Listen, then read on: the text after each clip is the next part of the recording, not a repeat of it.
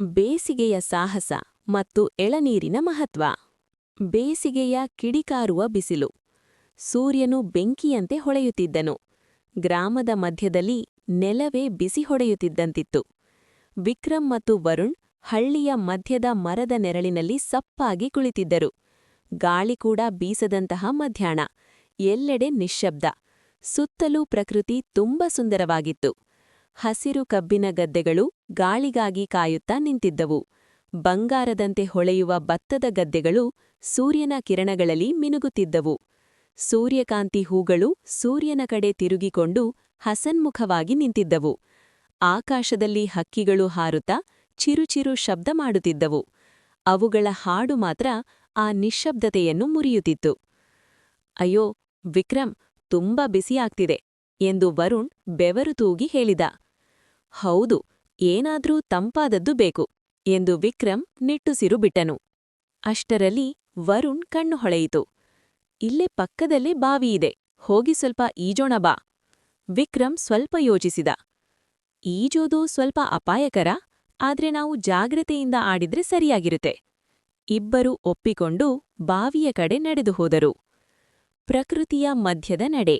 ಅವರು ನಡೆದು ಹೋಗುತ್ತಿದ್ದಾಗ ಕಬ್ಬಿನ ಗದ್ದೆಯೊಳಗೆ ಸಣ್ಣ ಗಾಳಿ ಬೀಸಿತು. ಅದು ಸಿಹಿಯಾಗ ಸಂಗೀತದಂತೆ ಕೇಳಿಸಿತು. ಭತ್ತದ ಗದ್ದೆಯಲ್ಲಿ ನೀರು ಮಿನುಗುತ್ತಿತ್ತು. ಸೂರ್ಯಕಿರಣಗಳು ನೀರಿನಲ್ಲಿ ಹಾಸಿಕೊಂಡಂತೆ ಕಾಣಿಸುತ್ತಿದ್ದವು. ಸೂರ್ಯಕಾಂತಿ ಹೂಗಳು ಸೂರ್ಯನೊಂದಿಗೆ ಆಟವಾಡುವಂತೆ ತಲೆ ತಿರುಗಿಸುತ್ತಿದ್ದವು.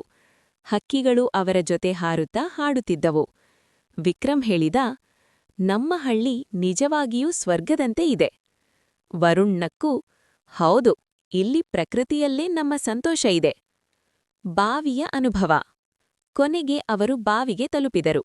ತಂಪಾದ ನೀರು, ಮೃದುವಾದ ಗಾಳಿ, ತುಂಬ ಶಾಂತಿ. ಜಾಗ್ರತೆ ಎಂದು ವಿಕ್ರಮ್ ಹೇಳಿದ. ಹೌದು, ನಿಧಾನವಾಗಿ ಇಳಿಯೋಣ ಎಂದು ವರುಣ್ ಉತ್ತರಿಸಿದ.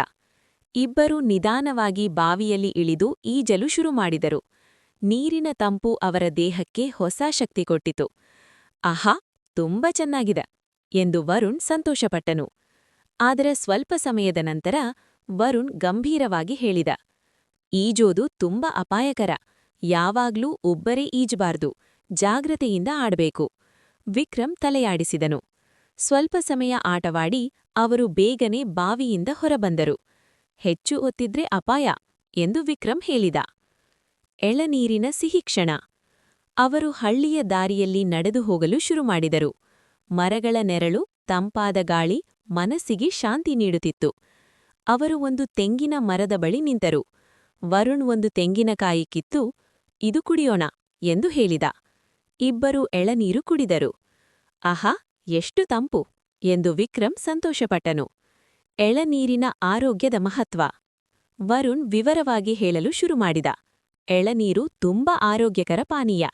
ದೇಹಕ್ಕೆ ತಕ್ಷಣ ಶಕ್ತಿ ಕೊಡುತ್ತದೆ. ಬೇಸಿಗೆಯಲ್ಲಿ ದೇಹವನ್ನು ತಂಪಾಗಿಡುತ್ತದೆ. ದೇಹದಲ್ಲಿ ನೀರಿನ ಕೊರತೆ ನಿವಾರಿಸುತ್ತದೆ. ದೇಹದ ಉಷ್ಣತೆಯನ್ನು ಕಡಿಮೆ ಮಾಡುತ್ತದೆ. ಹೊಟ್ಟೆ ಸಮಸ್ಯೆಗಳಿಗೆ ಸಹಾಯಕ. ಚರ್ಮವನ್ನು ಚೆನ್ನಾಗಿಡುತ್ತದೆ. ನೈಸರ್ಗಿಕ ಎಲೆಕ್ಟ್ರೋಲೈಟ್ಸ್ ಹೊಂದಿದೆ. ಇದು ಯಾವುದೇ ಕೃತಕ ಪಾನೀಯಕ್ಕಿಂತ ಉತ್ತಮ. ವಿಕ್ರಮ್ ಆಶ್ಚರ್ಯದಿಂದ ಕೇಳಿದ, ಅಷ್ಟು ಉಪಯೋಗಗಳ? ವರುಣ್ ನಕ್ಕು, ಹೌದು, ನಮ್ಮ ಹಳ್ಳಿಯ ಪ್ರಕೃತಿಯಲ್ಲೇ ಎಲ್ಲ ಆರೋಗ್ಯ ಇದೆ. ಸಂಜೆ ಸೌಂದರ್ಯ. ಸಂಜೆ ಸೂರ್ಯ ನಿಧಾನವಾಗಿ ಅಸ್ತಮಿಸುತ್ತಿದ್ದನು. ಆಕಾಶವು ಕಿತ್ತಳೆ ಮತ್ತು ಕೆಂಪು ಬಣ್ಣಗಳಿಂದ ತುಂಬಿತು. ಹಳ್ಳಿಯ ಸೌಂದರ್ಯ ಇನ್ನಷ್ಟು ಹೆಚ್ಚಾಯಿತು. ಹಕ್ಕಿಗಳು ತಮ್ಮ ಗೂಡಿಗೆ ಹಿಂದಿರುಗುತ್ತಿದ್ದರು. ವಿಕ್ರಮ್ ಹೇಳಿದ, ಇಂದು ನಾವು ತುಂಬಾ ಕಳೆದ್ವಿ. ವರುಣ್, ಹೌದು, ಪ್ರಕೃತಿ ನಮ್ಮ ಸ್ನೇಹಿತ, ಆದ್ರೆ ನಾವು ಜಾಗ್ರತೆ ಇರಬೇಕು.